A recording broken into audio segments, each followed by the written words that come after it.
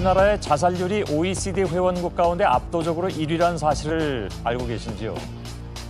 통계청이 작년에 자살률 통계를 발표했는데 37분당 1명씩 스스로 목숨을 끊는다는 충격적인 결과가 나왔습니다. 특히 취약계층인 고령의 농촌지역 노인 자살률이 증가하고 있고 한창 자랄 나이의 청소년 자살 실태도 심각해서 대책이 정말 계층별 빈부격차가 사상 최대로 커졌습니다. 특히 우리나라 노인의 빈곤율은 OECD 회원국 가운데 가장 높은 것으로 나타났습니다. 인터넷상에서 이슈가 됐던 한 지도입니다.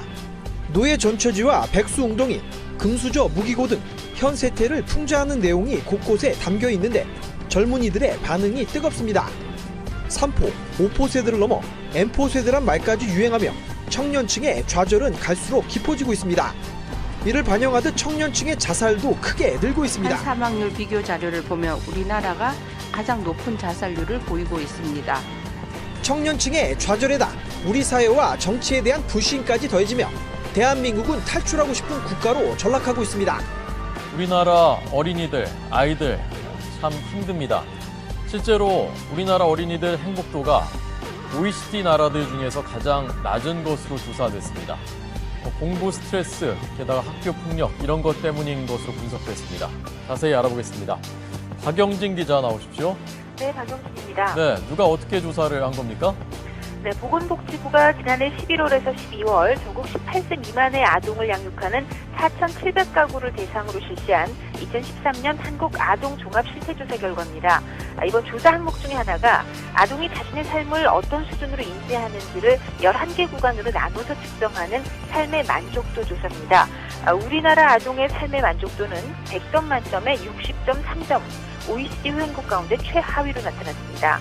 삶의 만족도를 낮추는 요인은 학업 스트레스와 학교 폭력, 인터넷 중독, 방임, 사이버 폭력 등의 순이었습니다. 아동의 스트레스와 우울 수준도 직전 조사였던 2008년보다 높아졌습니다. 스트레스의 주요 원인은 세계 금융위기 이후 우리나라의 물질적 삶은 나아졌다고 하는데 삶의 질은 바닥 수준인 것으로 나타났습니다. 특히 나이가 들수록 어려울 때 주변에 의지할 사람이 없었습니다. 앵커 리포트입니다. 사람들이 느끼는 삶의 질은 최하위 수준을 보였습니다. 어려울 때 친구나 친척이 있는지와 관련한 항목에서 우리나라는 OECD 34개국 중 최하위의 성적표를 받았습니다. OECD 평균이 88.02점인데 우리나라는 72.37점을 기록해 평균에 턱없이 모자란 꼴찌였습니다. 특히 50세 이상은 67.58점으로 집계돼 한국에서는 나이가 들수록 주변에 의지할 사람이 없는 것으로 나타났습니다. 주거비와 교육비를 중심으로 한 부담이 커지면서 실제로 이제 삶의 질을 향후할 수 있는 여력이 떨어졌다고 볼 수 있겠습니다. 또 사회의 경쟁이 치열해지면서 1인 가구 중심의 이웃 공동체의 형성이 좀 부재한 것도 원인으로 들 수 있겠습니다. 우리나라 사람들의 건강 만족도와 밤에 혼자 있을 때 안전하다고 느끼는 정도, 공기나 수질 등 환경 부문 역시 OECD 회원국 중 하위권에 머물렀습니다. 우리나라 어린이들이 부모와 함께하는 시간은 하루 48분으로 OECD에서 가장 짧았습니다. 이 중 아빠가 같이 놀아주거나 돌봐주는 시간은 하루 6분에 불과했습니다. OECD 평균은 하루 151분이고 이 중 아빠와 함께하는 시간이 47분인 점을 고려할 때 극히 짧은 수준입니다. 이렇다 보니 개인이 평가한 삶의 만족도는 10점 만점에 5.8점으로 OECD 34개 회원국과 러시아, 브라질을 포함한 36개국 중 29위에 그쳤습니다. 복지와 증세 논쟁이 불거지면서 최근 일부 정치권에서는 복지 과잉이 언급되기도 했는데요. 다른 선진국과 비교했을 때 우리나라의 복지 수준은 어느 정도일까요? 지난해 우리 정부의 GDP 대비 복지 지출 비율이 경제협력개발기구 OECD 최하위로 나타났습니다. 국민 부담률 역시 최하위권이었습니다. 이승은 기자입니다. 지난해 우리나라의 국내 총생산 GDP 대비 정부 복지 지출 비율은 10.4%로 집계됐습니다. OECD 28개 조사 대상국 가운데 최하위입니다. 우리 정부의 복지 지출 비율은 OECD 평균의 절반에도 못 미쳤습니다. 2013년 기준 세금과 사회보험료 등이 GDP에서 차지하는 국민 부담률은 24.3%로 집계됐습니다. 조사 대상 30개국 가운데 28위로 역시 최하위권입니다. 이번에 이제 난데없이 서민들 증세안을 또 가져온 거죠. 그러니까 저기는 완전히 성역이고 재벌과 부자들에게는 더 이상 응세할 수 없다. 성역을 만들어 놓고 재정은 파탄 났고 지금 최경환 장관이 새로 들어서서 돈을 더 쓰겠다고 얘기를 하니까 돈이 없고 그러니까 이제 별 수 없이 서민들에게 부담을 해야 되겠다. 大きな原因と言われているんですね。さあ一体韓国国内で財閥がどんな役割を持っているのか、そこから解説いたしましょう。韓国には現在財閥と呼ばれるのが大体100以上あると言われているんですが、中でも10大財閥、党の財閥が大変大きな力を持っているんですね。それがこちらです。1位がサムスン、ヒュンダイ自動車、とかですね、LG とかロッテとか、こう聞いた名前大変多いんじゃないでしょうか。とりわけ8位のこのハンジングループというのがナッツリターン事件の大韓航空を所有している財閥なんですね。でこの10大財閥の売上高をですね、韓国経済全体で比較してみると韓国の経済事情がわかるんですが、こちら、はい、この10大財閥の売上高が韓国経済の 76.5% に相当すると韓国のメディアで報じられたんです。圧倒的でしょ。じゃあ10大財閥に一体どれくらいの人が働いているかと言いますと、こちら、これだけです。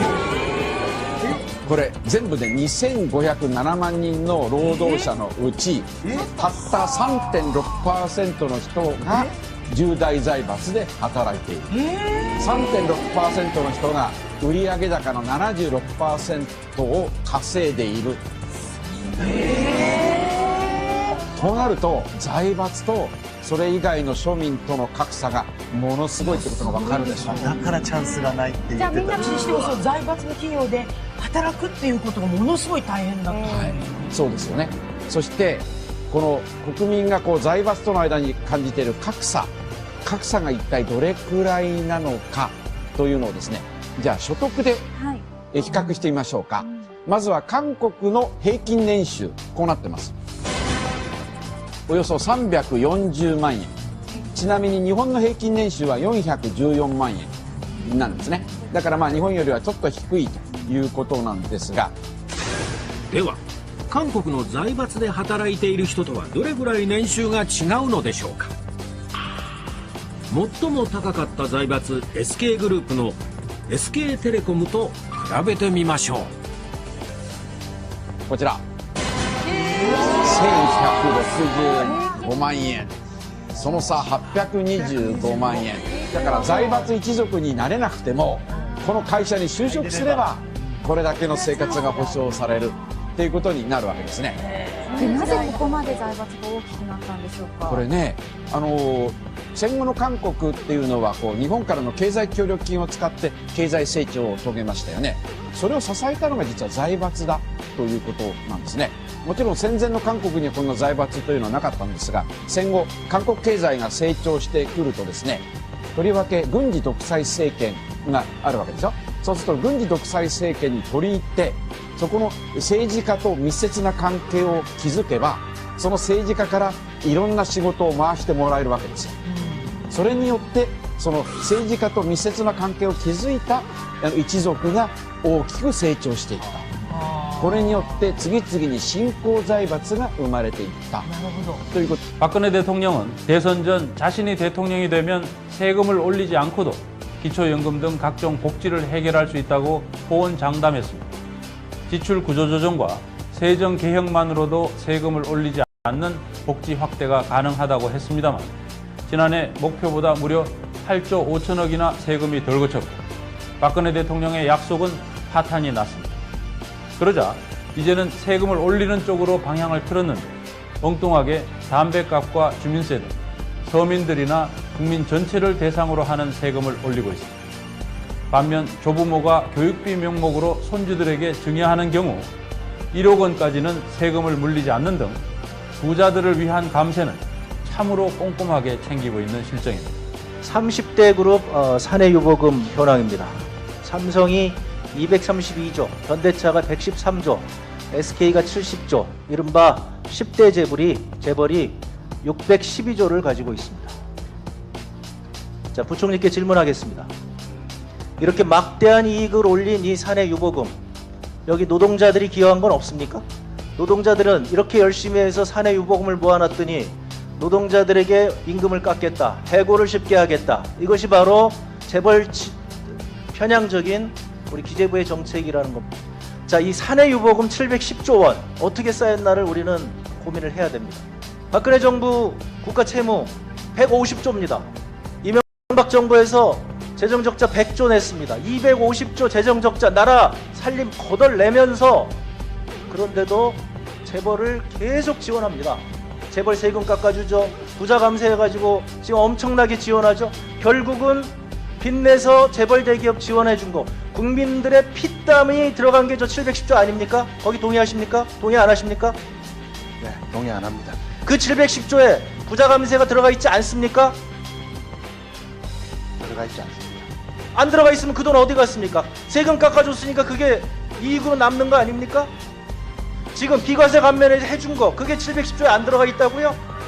아니, 부총리가 지금 뭐 부자는 그 개인이고요. 저기는 재벌 감세 해준 거 아닙니까? 법인세 지금 성역으로 만든. 법인이 무슨 부자입니까? 아니, 부자 감세, 우리 부자와 재벌 감세입니다. 그렇게 얘기하시죠. 그럼 재벌 감세에 들어갑니까? 대기업 감세 이렇게 말씀하셔야죠. 재벌 감세 해준 거는 그럼 710조에 들어갑니까? 그러니까 정부가 들어간 건 인정하십니까? 그걸 일률적으로 그 말씀을 드리기는 곤란하고요.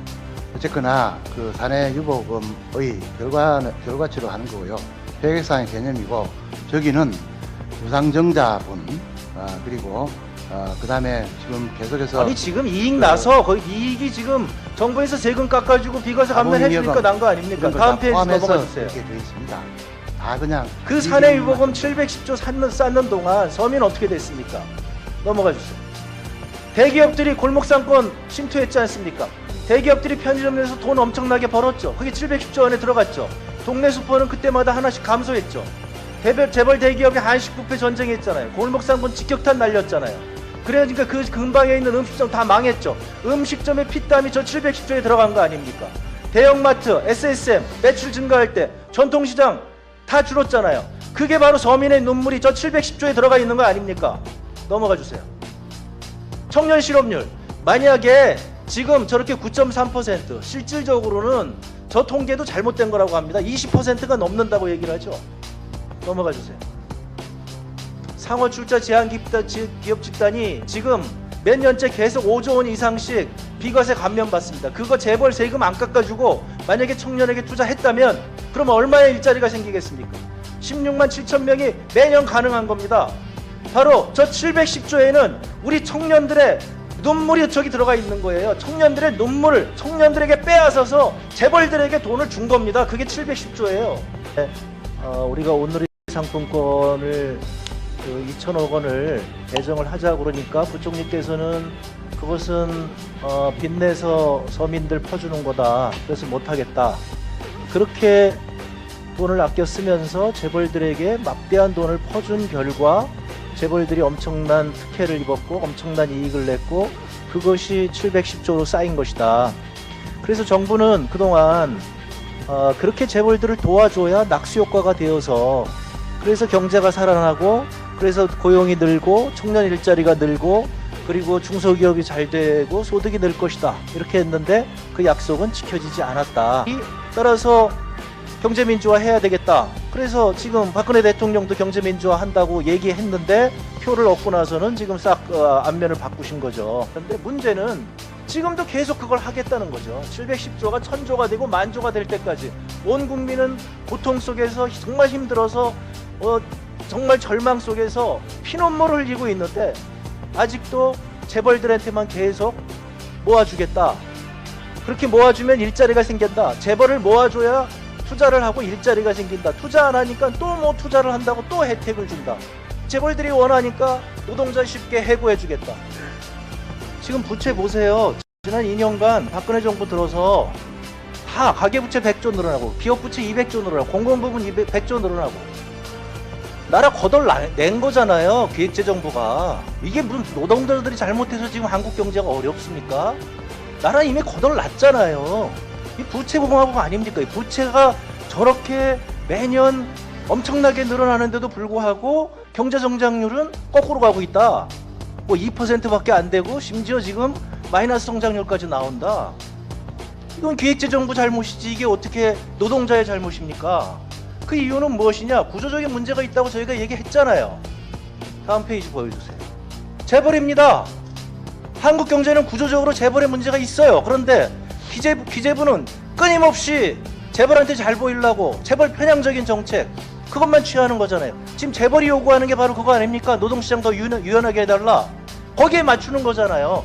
경제의 위기는 엉뚱한 데 있는데 재벌들이 요구하는 걸 해주기 위해서 지금 노동자들, 가뜩이나 힘든 노동자들을 더 힘들게 한다. 이게 정부가 할 일이 아니죠. 딱 보세요. 지금 이미 97년도 외환위기 때 30대 재벌의 자산이 저렇게 늘어났다가 외환위기 맞은 거 아닙니까? 근데 지금 2012년도에 이미 그 수준이 넘어가고 있어요. 양극화 훨씬 더 심해졌잖아요. 위기는 이미 눈앞에 와 있죠. 무슨 얘기를 하시는 거예요? 국민들 건강 생각해서 담배값 올릴 거면은 담배값을 올리지 세금을 올리지 말라고 그래서 담배값 안에 세금을 올린 거잖아. 뭐 애매한 거죠. 애매한 건데 본래 우리가 이제 기대하는 거는 본래 이제 정책 목표라는 것은 보통 다른 말이 없으면 보통의 일반적인 국민 다수를 염두에 두고 한다고 보통 하는 거죠. 근데 이번 정책 같은 경우는 국민한테 뭐가 좋다라고 하는 설명이 없어요. 그러니까 아마 뭐 저는 어떻게 보면 국민한테 뭐가 좋다라는 설명을 하기가 불가능했을 거다. 행복 순위는 143개 나라 가운데 118위. 그러니까 뒤에서 세는 게 훨씬 더 빠른 수준이었습니다. 가장 행복감이 높았던 나라는 파라과이, 에콰도르, 과테말라 이런 중남미 국가들이었습니다. 아시다시피 그닥 잘 사는 나라들은 아닐 텐데 왜일까요? 지난 2006년부터 시작된 이 행복감 조사는 GDP, 즉 나라가 얼마나 부자이냐 아니냐 이걸 따지는 게 아니라 하루하루 사는 재미가 있는가, 즉 사람들의 일상의 행복도를 조사했기 때문이었습니다. 반면에 이른바 국민 행복 시대를 사는 한국인의 행복감은 세계 바닥권인 셈입니다. 그렇다면 행복한 마음이 도통 들지 않는다는 사람들, 이유는 어디서 찾아야 할까요? 의 부유층이 전체 재산의 18%를 갖고 있지만 하위층 40%가 갖고 있는 재산은 고작 3%에 불과했습니다. We need to focus much more on the bottom 40%. They are losing ground. And the fact that they are losing ground blocks social mobility and brings down economic growth. 자료를 보면 우리나라가 가장 높은 자살률을 보이고 있습니다. 청년층의 좌절에다 우리 사회와 정치에 대한 불신까지 더해지며 대한민국은 탈출하고 싶은 국가로 전락하고 있습니다. 우리나라 어린이들, 아이들 참 힘듭니다. 실제로 우리나라 어린이들 행복도가 OECD 나라들 중에서 가장 낮은 것으로 조사됐습니다. 공부 스트레스, 게다가 학교 폭력 이런 것 때문인 것으로 분석됐습니다. 자세히 알아보겠습니다. 박영진 기자 나오십시오. 네, 박영진입니다. 네, 누가 어떻게 조사를 한 겁니까? 네, 보건복지부가 지난해 11월에서 12월 전국 18세 미만의 아동을 양육하는 4,700가구를 대상으로 실시한 2013년 한국 아동 종합 실태조사 결과입니다.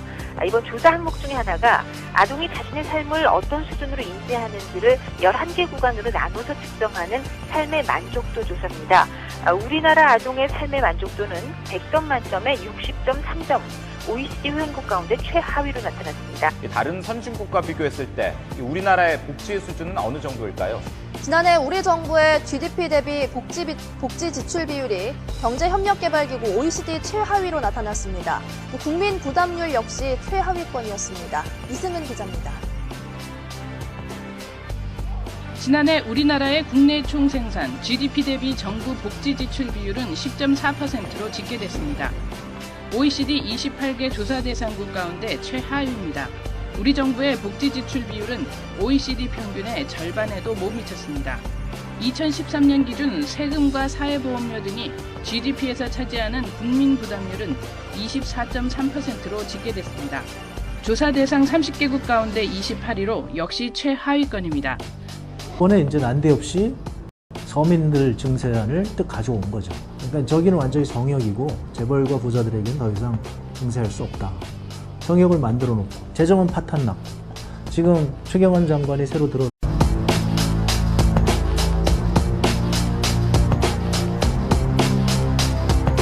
우리나라의 자살률이 OECD 회원국 가운데 압도적으로 1위란 사실을 알고 계신지요? 통계청이 작년에 자살률 통계를 발표했는데 37분당 1명씩 스스로 목숨을 끊는다는 충격적인 결과가 나왔습니다. 특히 취약계층인 고령의 농촌지역 노인 자살률이 증가하고 있고 한창 자랄 나이의 청소년 자살 실태도 심각해서 대책이 정말 계층별 빈부격차가 사상 최대로 커졌습니다. 특히 우리나라 노인의 빈곤율은 OECD 회원국 가운데 가장 높은 것으로 나타났습니다. 인터넷상에서 이슈가 됐던 한 지도입니다. 노예 전처지와 백수웅동이, 금수저, 무기고 등 현 세태를 풍자하는 내용이 곳곳에 담겨 있는데 젊은이들의 반응이 뜨겁습니다. 3포, 5포 세대를 넘어 M포 세대란 말까지 유행하며 청년층의 좌절은 갈수록 깊어지고 있습니다.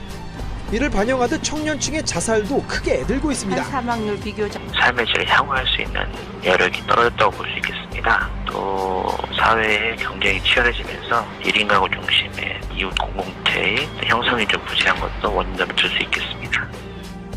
우리나라 사람들의 건강 만족도와 밤에 혼자 있을 때 안전하다고 느끼는 정도, 공기나 수질 등 환경 부문 역시 OECD 회원국 중 하위권에 머물렀습니다. 우리나라 어린이들이 부모와 함께하는 시간은 하루 48분으로 OECD에서 가장 짧았습니다. 이 중 아빠가 같이 놀아주거나 돌봐주는 시간은 하루 6분에 불과했습니다. OECD 평균은 하루 151분이고 이 중 아빠와 함께하는 시간이 47분인 점을 고려할 때 극히 짧은 수준입니다. 이렇다 보니 개인이 평가한 삶의 만족도는 10점 만점에 5.8점으로 OECD 34개 회원국과 러시아, 브라질을 포함한 36개국 중 29위에 그쳤습니다. 복지와 증세 논쟁이 불거지면서 최근 일부 정치권에서는 복지 과잉이 언급되기도 했는데요. 삶의 만족도를 낮추는 요인은 학업 스트레스와 학교 폭력, 인터넷 중독, 방임, 사이버 폭력 등의 순이었습니다. 아동의 스트레스와 우울 수준도 직전 조사였던 2008년보다 높아졌습니다. 스트레스의 주요 원인은 세계 금융위기 이후 우리나라의 물질적 삶은 나아졌다고 하는데 삶의 질은 바닥 수준인 것으로 나타났습니다.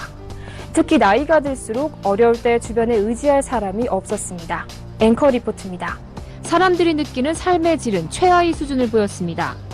어려울 때 친구나 친척이 있는지와 관련한 항목에서 우리나라는 OECD 34개국 중 최하위의 성적표를 받았습니다. OECD 평균이 88.02점인데 우리나라는 72.37점을 기록해 평균에 턱없이 모자란 꼴찌였습니다. 특히 50세 이상은 67.58점으로 집계돼 한국에서는 나이가 들수록 주변에 의지할 사람이 없는 것으로 나타났습니다. 주거비와 교육비를 중심으로 한 부담이 커지면서 실제로 이제